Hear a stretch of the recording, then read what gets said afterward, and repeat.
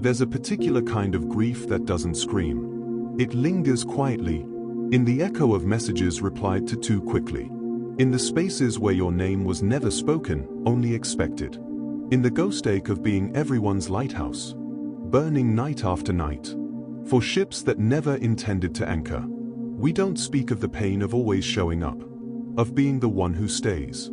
Because staying sounds noble, doesn't it? It's the virtue of saints, lovers, mothers, the good ones. But beneath that smile, behind every "I'm here if you need anything," there's a slow and sacred death. You vanish. Not in a dramatic storm, not with fury or finality. You dissolve, softly, under the weight of constant availability. You become the wallpaper of their world. Too familiar to be admired. Too present to be missed. Carl Jung once wrote, "The most terrifying thing is to accept oneself completely." But you cannot accept what you've abandoned. And you've abandoned yourself in every yes that was meant to be a no. In every call you answered when your soul was pleading for silence. The world does not remember the ones who always stayed. It remembers the ones who disappeared, who pulled back their light, and in doing so, were finally seen. Every time you offer yourself without boundary, something ancient inside you pays the price. Not in blood, no, but in energy, in essence, in the slow erosion of presence. Like a candle left burning in an empty cathedral. You waste your fire for ghosts who never asked for warmth. To be endlessly available is to stand naked in a blizzard. Not because you're brave, but because you've forgotten how to close the door. And the world takes. Not out of malice, but because it is hungry. People feed off what is offered. And when you give endlessly, they forget to see you as something sacred. You become an open tab, a background hum, a resource, not a soul. Seneca warned, "He who is everywhere is nowhere." And perhaps that is why you feel so empty now. You've been pouring into every cup but your own, stretching yourself thin over landscapes that never held you. Love, attention, validation, these are not earned through availability. They are distorted by it. What is always present becomes invisible. What is too close is rarely appreciated. We learn to see only what threatens to leave. And so, they forgot to cherish you. Because you never left. Human beings are primitive in our perceptions of worth. We do not treasure what is plentiful. We take it for granted. It is scarcity that sharpens our gaze. That wraps ordinary things in myth and reverence. You see it in art. In relics. In the way a dying flower is more beautiful than a fresh bouquet. Because it is fading. And we only awaken to beauty when we fear its disappearance. You were always there. Always the first to reply, the last to leave. The emotional reservoir. The ever-available voice on the other end of a trembling line.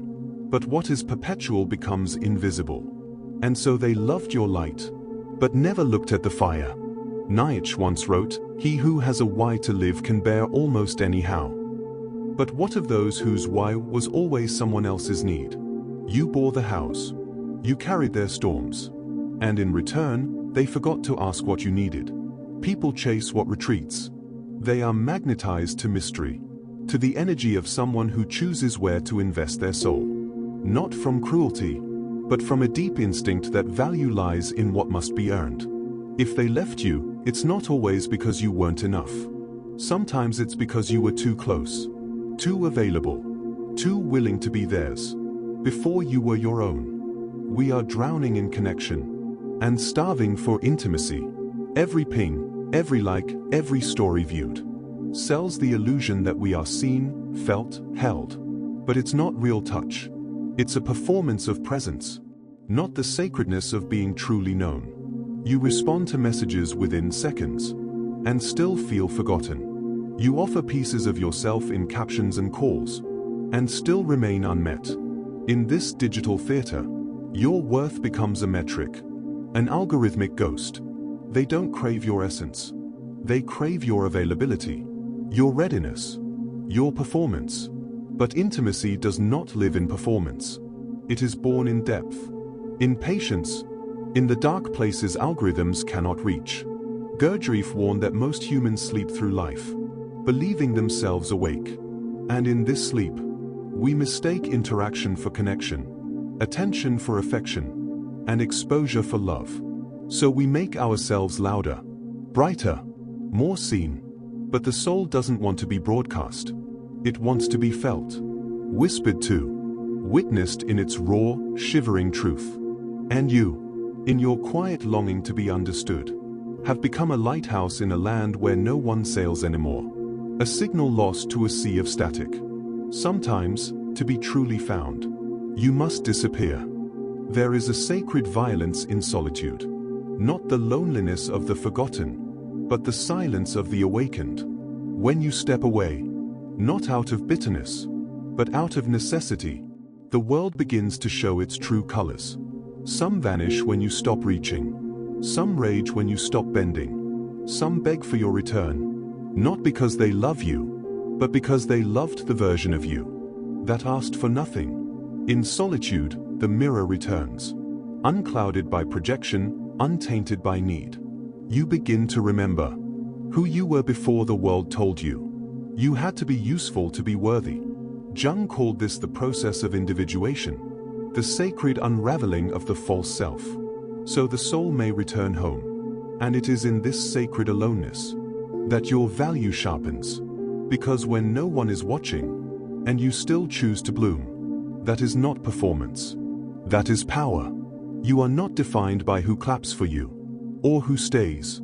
You are defined by what remains. When the noise fades, and the only voice left is your own. There is a difference between shutting people out and choosing who gets in. Boundaries are not walls.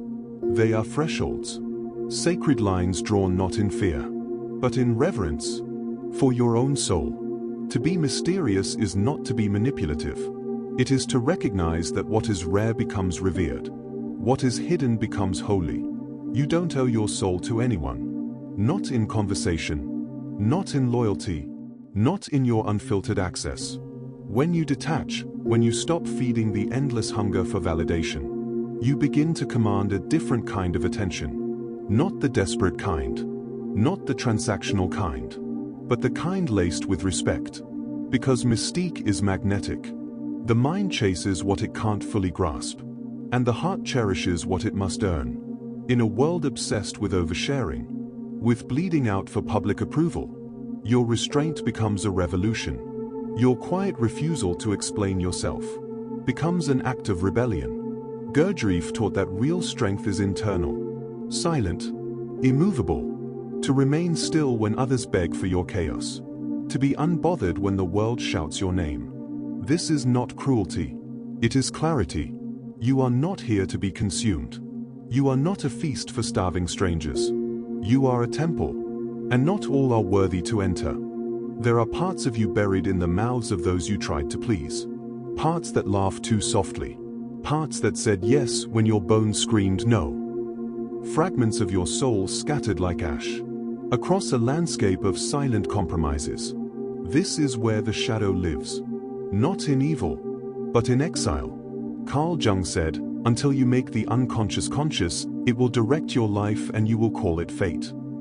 And you have called it fate. This pattern of bleeding for others.